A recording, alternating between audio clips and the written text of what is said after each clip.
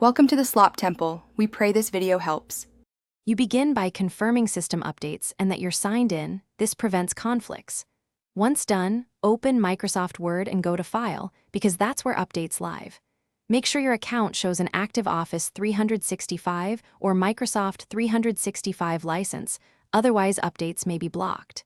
Next, click Account on the left. You'll see Update options under Product Information.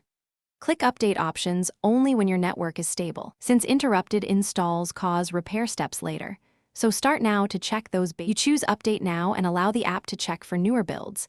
This action downloads only the needed files, which saves time. If Windows prompts for administrator permission, accept it. Updates need elevated rights to replace system files. Once the download starts, monitor progress in the account area. You may be asked to close Word or other Office apps, so save work first.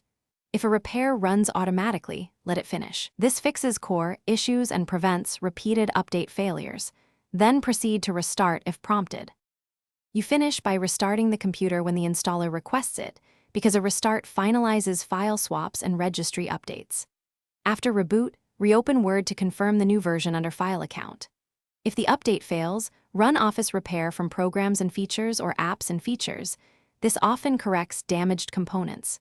If you see an error code, note it and retry the update, and if problems persist, clear the Office cache or contact support. A single troubleshooting tip: run the online repair first for the best chance of success.